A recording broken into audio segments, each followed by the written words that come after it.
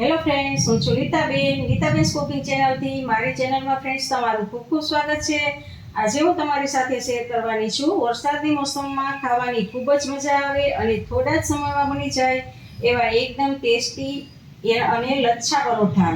Friends, આ પરાઠા ખાવાની ખૂબ જ મજા આવે છે. તો ફ્રેન્ડ્સ, તમે પણ બનાવજો.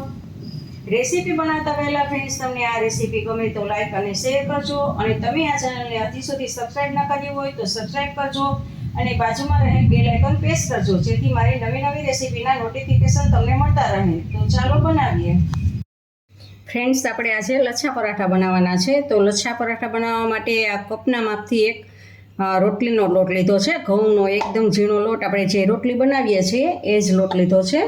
અને આપણે એમાં થોડુંક સ્વાદ પ્રમાણે નિમક એડ કરવાનું છે અને અડધી ટીસ્પૂન જેટલું આપણે જીરું એડ કરશું અને એમાં 2 ચમચી આપણે તેલનું મોણ એડ કરવાનું છે અને સારી રીતે બધા જ લોટમાં આપણે તેલને ભેળવી દેવાનું છે. આવી રીતે આમ બધા જ લોટમાં મિક્સ કરી દેવાનું છે. જુઓ ફ્રેન્ડ્સ, આપણે આટલું મોણ આપેલું છે. તો હવે આપણે થોડું થોડું પાણી એડ કરી અને પરાઠાનો લોટ બાંધવાનો છે. રોટલી કરતાં સેજ કઠણ બાંધવાનો છે. આપણે લોટ પરાઠાનો જેવો બાંધતા હોય એટલે રોટલીથી વધારે થોડોક કઠણ બાંધવાનો હોય છે. તો થોડું થોડું પાણી એડ કરી અને આપણે લોટ બાંધી લેશું. જુઓ ફ્રેન્ડ્સ, આપણે આટલો આમ કઠણ લોટ બાંધેલો છે. હવે એની ઉપર આપણે થોડુંક તેલ એપ્લાય કરવાનું છે. આવી રીતે આમ થોડુંક જ બધી જ બાજુ લાગી જાય આવી રીતે એમ કરી અને આને 10 મિનિટ માટે રેસ્ટ આપશું અને પછી થોડુંક આપણે આને કસણી લેશું. તો ફ્રેન્ડ્સ, હવે આપણે આને રેસ્ટ આપવા રાખી દઈએ. જુઓ ફ્રેન્ડ્સ, પરાઠામાં ભરવા માટે આપણે આ 2 ડુંગળી લીધી છે અને 2 લીલા મરચાં લીધા છે. તો ડુંગળી ઉપરથી આપણે આ છાલ ઉતારી લેવાની છે અને પછી આપણે એનું કટિંગ કરવાનું છે. આપણે આ બંને ડુંગળીની છાલ કાઢી લીધી છે. તો હવે આપણે એને કટિંગ કરશું. વચ્ચેથી બરોબર આપણે કાપો કરવાનો છે ને પછી આપણે આવી રીતે લાંબી ચીરીમાં આપણે એને સમારી લેવાનું છે. ફ્રેન્ડ્સ, આ બંને ડુંગળી અને બંને મરચાંને મેં આવી રીતે લાંબી અને પાતળી એવી સ્લાઇસમાં બંનેને આવી રીતે સમારી લીધા છે. તો હવે આપણે લોટને જોશું. તો ફ્રેન્ડ્સ, આપણો 10 મિનિટ થઈ ગઈ છે અને આપણો લોટ પણ સેટ થઈ ગયો છે. તો થોડોક આવી રીતે આમ આને કસણી લઈએ. જો આપણે ડુંગળીમાં મસાલા એડ કરી દઈશું પછી ડુંગળીમાંથી પાણી છૂટવા લાગશે એટલે એ પહેલાં આપણે લોટને સેટ કરી લેવાનો છે. આપણો આ પરોઠાનો લોટ પરફેક્ટ રીતે હવે તૈયાર છે. જુઓ ફ્રેન્ડ્સ, હવે આપણે પરાઠાની અંદર ભરવા માટેનું સ્ટફિંગ આપણે તૈયાર કરવાનું છે. તો એ માટે આપણે આ ડુંગળી સમારેલી છે એ ડુંગળીને એક વાસણમાં લેશું અને એની જોડે આ મરચાંને પણ લેશું. બંને આપણે સાથે જ લેશું. એમાં આપણે 1 ટીસ્પૂન જેટલા કાળા આપણે તલ લીધા છે અને 1 ટીસ્પૂન જેટલી આપણે વરિયાળી લેશું.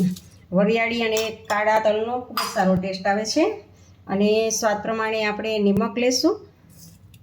થોડીક એમાં આપણે ચપટી કેટલી હળદર એડ કરશું અને 1 ચમચી ધાણા જીરું પાવડર એડ કરશું અને 1 ચમચી આપણે કાશ્મીરી મરચું એડ કરશું. આપણે લીલું મરચું તીખું લીધું છે એટલે કાશ્મીરી મરચું એડ કરશું. સ્પૂન આપણે મેજિક મસાલા એડ કરશું. જો તમારે ગરમ મસાલો લેવો હોય તો ગરમ મસાલો પણ લઈ શકો અને ચાટ મસાલો પણ લઈ શકો, પણ મેં અત્યારે અહીંયા મેજિક મસાલા લીધા છે. એનો ટેસ્ટ ખૂબ જ સરસ આવે છે. હવે થોડુંક આપણે લીંબુ એડ કરશું, લીંબુનો રસ. ખટમીઠો સ્વાદ આપવા માટે આપણે લીંબુ નાખ્યું છે તો એની સામે આપણે 1 ચમચી દળેલી ખાંડ એડ કરશું. અને હવે આપણે ઉપરથી લીલા ધાણા એ તમારે જેટલા એડ કરવા હોય એટલા એડ કરી શકો છો અને આ બધાને સારી રીતે મિક્સ કરી દેવાનું છે. જુઓ, આવી રીતે બધું જ મિક્સ કરી દેવાનું છે. તો ફ્રેન્ડ્સ, લોટમાંથી એક આપણે આવડું ગોયણું લેવાનું છે અને એને આપણે રોટલી વણવાની છે. તો ફ્રેન્ડ્સ, આ આપણે રોટલી વણાઈ ગઈ છે પરાઠાની. તો એની ઉપર આપણે મેજિક મસાલા છાંટશું. થોડો થોડો આપણે મેજિક મસાલા છાંટી દઈશું. જુઓ ફ્રેન્ડ્સ, આપણે મસાલો પાથરી દીધો છે. તો હવે આને આવી રીતે આમ ગોળ રાઉન્ડમાં વાળતું જવાનું છે. જુઓ, અને આમ ભાર દઈ દેવાનો છે. અને હવે આને આપણે આવી રીતે આમ ફિટ કરી દેવાનું છે. અને જો આમ ક્યાંયથી મસાલો નીકળે નહીં એવી રીતે ફિટ કરી દેવાનું છે. અને હવે આપણે કોરો લોટ લગાવી અને ઉપર નીચે લગાવશું કોરોનો લોટ. અને આપણે હવે વણતા જઈશું. અને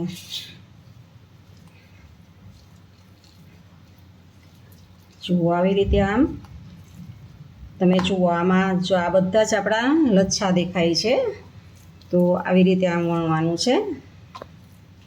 જો ફ્રેન્ડ્સ આપણું આ પરોઠું વણાઈ ગયું છે, તો હવે આપણે આને સાતડવાનું છે.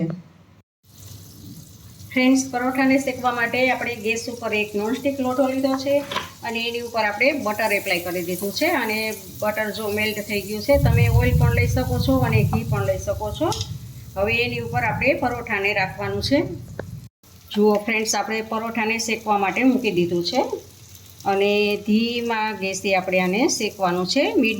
મીડિયમ સ્લો રાખવાની છે આપણે.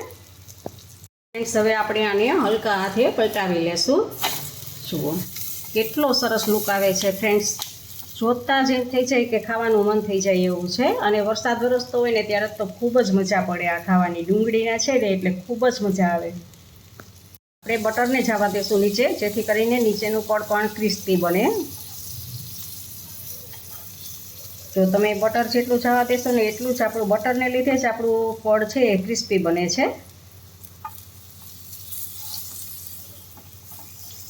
જો મીડિયમ ફ્લેમ જ રાખી છે ફ્રેન્ડ્સ. મીડિયમ ફ્લેમ ઉપર જ હું આને સાતડું છું.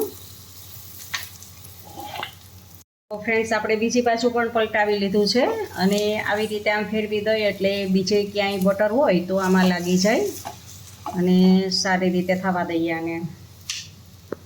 ફ્રેન્ડ્સ, આપણું આ કૂક થઈ ગયું છે, તો હવે આપણે એને પ્લેટમાં લઈ લેશું અને એની ઉપર આપણે બટર લગાડશું. બટરને આની ઉપર એપ્લાય કરી દેવાનું છે, જેથી ખૂબ જ ટેસ્ટ સારો આવશે. અને પરાઠા તો પંજાબી આઈટમ છે, રેસીપી છે, એટલે પંજાબના લોકો તો બટર ને ઘી ખૂબ જ ખાતા હોય છે. તો એને તો પરાઠા ઉપર હોય જ છે આવી રીતે બટર. ફ્રેન્ડ્સ, તમને મારી આ રેસીપી કેવી લાગી તે કમેન્ટ બોક્સમાં કમેન્ટ કરીને મને જરૂરથી જણાવજો. ઇન્સ્ટાગ્રામમાં મારા પેજને ફોલો કરજો, મેં નીચે લિંક આપેલી છે. તમને મારી આ રેસીપી ગમે તો લાઈક કરીને તમારા ફેમિલી મેમ્બર્સ અને ગ્રુપમાં શેર કરજો. અને મારી ચેનલને સબસ્ક્રાઈબ કરવાનું ભૂલતા નહીં. આવજો, બાય. ફરી મળીએ નવી રેસીપી સાથે.